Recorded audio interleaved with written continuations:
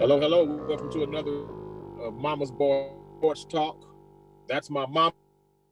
Hey, Reed. I'm her little boy. We talk sports. Mama. Hello, how are you? You been all right? Can you hear me? I can hear there's kind of a lag, but we'll work through it as you say. I've been well. I had the COVID vaccine on Friday, the first dose. How many doses are there of the thing? Well, I took the Pfizer, and there are two doses. The Pfizer dose needs to be given 21 days apart. So I had the first one on Friday, and my arm was a little sore, but other than that, you know, no side effects. No ill effects or anything? No headache or any untoward effects. So that's good. That's very That's good. real good. I'm Yes. glad. I didn't know that. You didn't tell me that till now, but okay. Yes.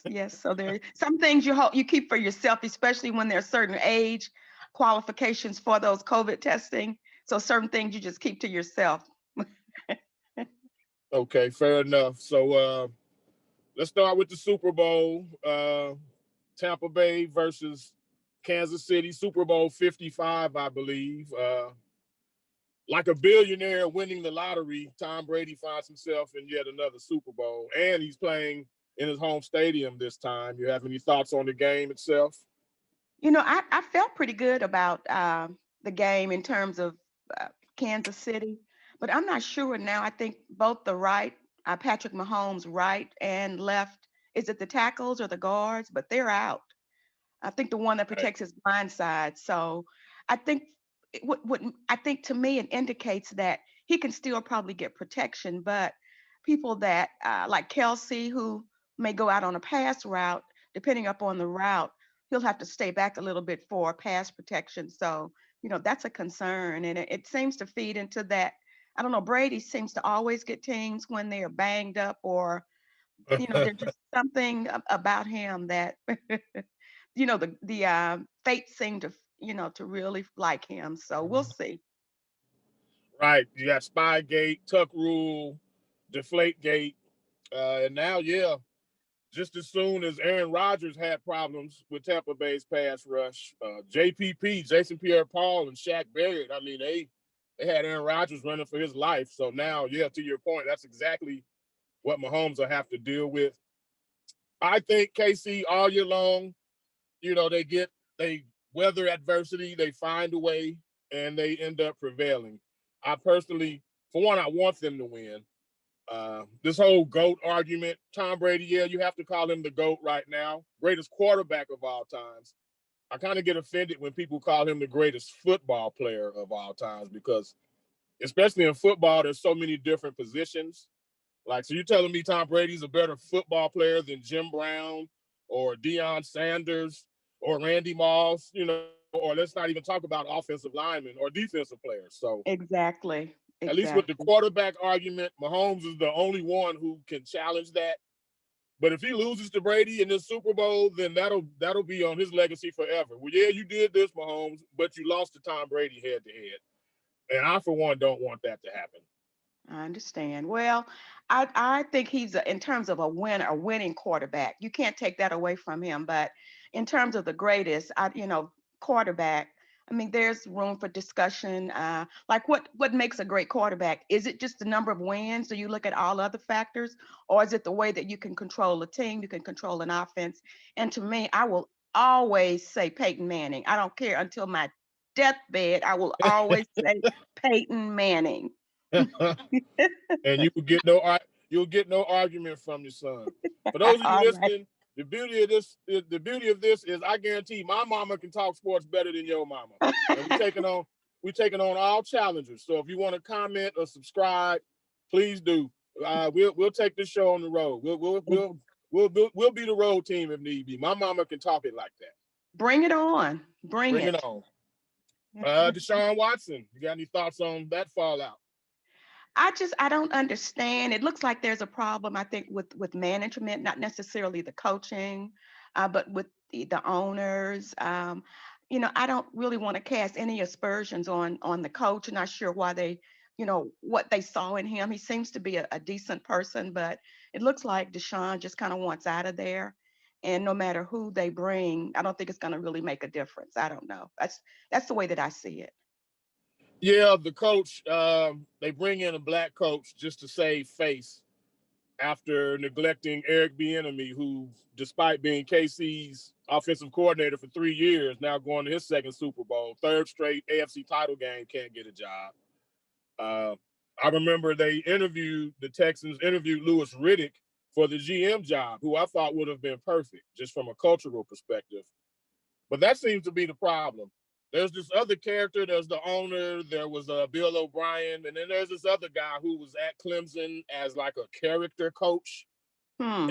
and he had a character coach's role with the Patriots also. And that's kind of he started feeding this information to Bill O'Brien, concerns about DeAndre Hopkins having 8 or 9 kids, which, if that long as that man is paying and providing for his children, it's really no one's business whether he has 2 or 12. Exactly. I do recall that there being some talk that O'Brien saw some Aaron Hernandez tendencies, I guess based on the fact that Hopkins has a bunch of kids. But that's why O'Brien, on the advice of this so-called character coach, traded DeAndre Hopkins for virtually nothing, which of course ticked off Deshaun. And then the team tells him we're going to keep you in the loop, and they didn't do that. So yeah, he wants out. He's totally prepared to hold out if need be, and it's probably going to get uglier before it gets prettier. I'm sure it will. One thing you mentioned this character coach for the Patriots. That seems like what is it, an oxymoron? Was he in charge during the time of Deflategate and all that? This character coach? He was there for sure when Aaron Hernandez was going through his issues, Okay. and so Okay. was Bill O'Brien. Bill O'Brien was a position coach, so Right. Okay. they were afraid DeAndre's a great player. They saw his influence in the locker room, but I don't know how you compare Aaron Hernandez with murder charges and all of that to DeAndre Hopkins, who just has a bunch of children. DeAndre has no criminal record that I know of, so Right. it's kind of a reach, based on people's prejudices, just Exactly. based on what backgrounds they come from. We don't all we can be from the same background and be completely different. And the That's true. mindset the mindset of those with Houston, they seem to just want to pigeonhole certain people altogether.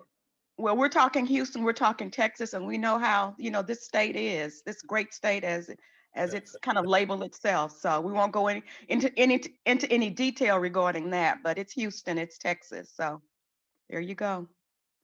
Right. Well, let's move on. I don't know. You may have something to say on the passing of Hank Aaron. I do read, and you're involved in it. My my grandma, Bi's mom, Mama Red, loved Hank Aaron. So the sports love, women following sports, it's deeper than me because my mom played basketball. She was a point guard as an eighth grader on a high school team.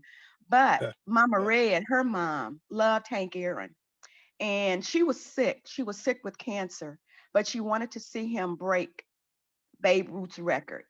So she saw him on April the 8th, and we were in Detroit, and that's when you had that cute little suit that you had, around Easter. So when he broke the record on April the 8th, on April the 22nd, 2 weeks later, she passed, but she held on because she wanted to see him break that record. So, I mean, to me, that's pretty, it's a neat story. It's one that, I remember Mama Red, and I remember you, and, I remember Hank Aaron fondly. I also think about those two guys that I think they jumped the fence and they ran around the field with him, in celebration. As he was rounding third base, yeah, you see Yes, guys patting him on the show. I remember that. I remember that. yes, yes, yes, yes, yes, yes. But rest in peace. But yeah, that I remember the fact that Mama Red, she hung on as sick as she was until she saw him break Babe Ruth's record, and then she was able to go in peace. Then, so that was pretty neat. It's always cool to hear just how important these sports figures like a Joe Louis or a Jackie Robinson or Hank Aaron. I didn't know this story until you just literally said it now. So definitely good to learn more about my history through you and just how it ties to Hank Aaron. Especially with people growing up in the South. I mean, there wasn't a lot that we could celebrate, our like my grandma and great grandma. So things like that, really, really stood out. It was like a generation, a people, we celebrated that. So I'm glad I could share that with you. Thank you, thank you. So no one was inducted into the Hall of Fame this year. I don't know if that's a first. You got any thoughts on that? I think when I look at those who were potential candidates, Clemens, Bonds, if you look at their record, I don't think there's anything record wise that would prevent them from getting in. But I think when the Baseball Hall of Fame inserted this, I guess, morals clause or character clause, and how do you define that? Then that's, Right. I think, the steroids. Now, with Kurt Schilling, I think that he's probably being shunned the same way because of some of his views. He has some pretty strong views, with regards to, social issues and things of that nature, and they've probably prevented him from getting into the Hall of Fame because the baseball writers, I think at this point, they're the ones who vote on him. But probably, I bet some of the baseball, I'm not saying one way or the other, but I bet some of the baseball writers who are voting one way or the other probably have some of those same issues that they have to deal with personally. But I think they're keeping him out, just because of maybe some of his thoughts. Now, from in terms of a regular season pitcher, he was okay, but I think in terms of postseason, he really, really deserves, some consideration. And to me, it's either you're a Hall of Famer or you aren't. We can't start looking for reasons just because you don't like a guy. Who was it, Ty Cobb? I mean, I heard he was very much racist and with steel bases with spikes on his cleats, and he wasn't necessarily playing the game It, in a pure manner. But yet he's yeah, there. yes, I don't like Kurt Schilling, but he was a good pitcher. He has that historic moment where his sock is bleeding in some game of the World Series. I mean, Barry Bonds and Roger Clemens, before they even had steroids attached to their names, had already right, produced Hall of Fame careers. yes. So I don't like the idea of writers holding grudges and keeping out deserving athletes, whether they're a-holes or not. Was he good at what he did? Or I mean, that's writers shouldn't determine that to me. But That's I true. digress. I agree with that. Well, when you look at, I think if you're going to hold out Clemens and if you're going to hold out Bonds, if you look at the other players who were voted on, I think he should be given, strong consideration. So the other ones were okay. I think maybe Ted Simmons. I'm trying to remember them off the top of my head, but I didn't really hear. There weren't any names that really jumped out at me other than, Clemens, Bonds, and then Schilling. Okay. Do you have anything else before we get out of here? I just wanted to, in terms of Eric Bieniemy, I don't understand why he's not given a chance. I don't understand why even Leslie Frazier, who interviewed for that job, he's the current defensive coordinator for I think Buffalo.